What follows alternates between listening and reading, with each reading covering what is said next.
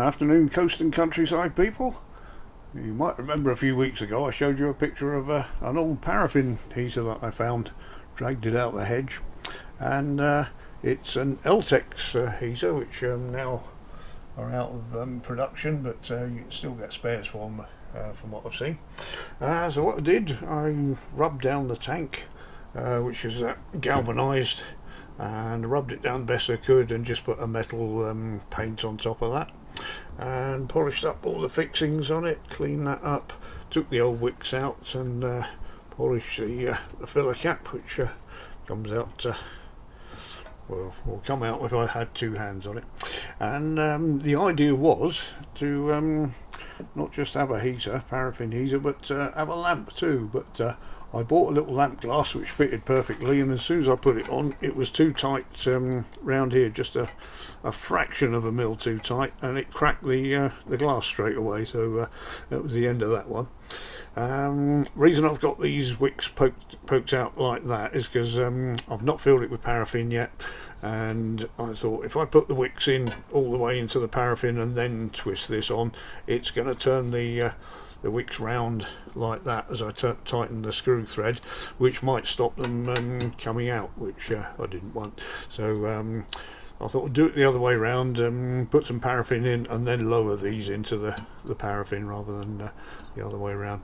This is a damper thing. It's got a couple of little tabs in there that comes up and cuts the air off and puts the fire out, so when the wicks are shorter, obviously.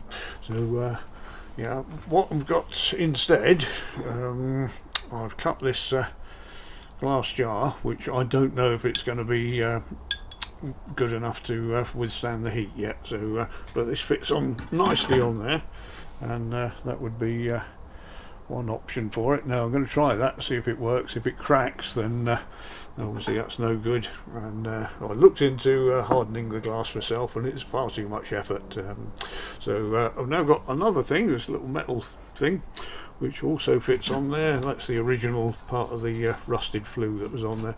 So we could just have that as a paraffin heater, which would be ideal. But really, if push comes to shove, I could use this, which I've pinched off Mrs. Zig's old lamp indoors, and I'd have to slightly bend the the fixings on this to get it on, so I'm not going to do it unless I have to. Oops, he said hittingly. So those are my options on what to have on top of the lamp anyway. So I'm now going to fill it full of paraffin and see what happens. Well, I've had this on for about 5 minutes now, and the glass hasn't cracked, which is a good sign.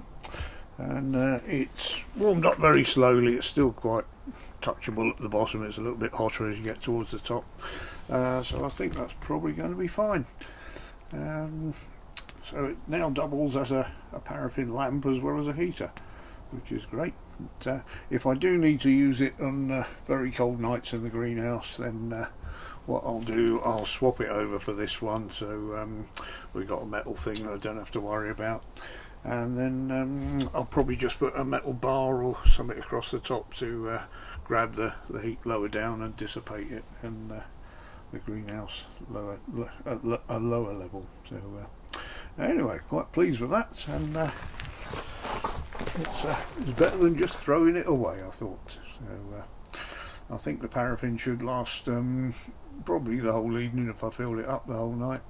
And paraffin, I think I paid about £4 or £5 for a gallon of paraffin.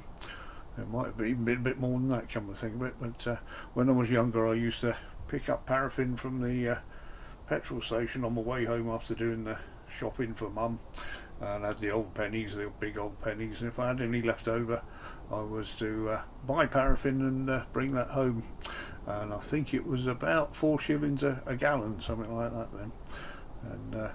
And one day I had too much left over, too much money left over, and I bought 3 gallons, and I couldn't actually carry it home. A neighbour found me and had to carry it home for me. So those were the days, eh? Anyway, hope you like my little paraffin heater. I'll see you in the next video.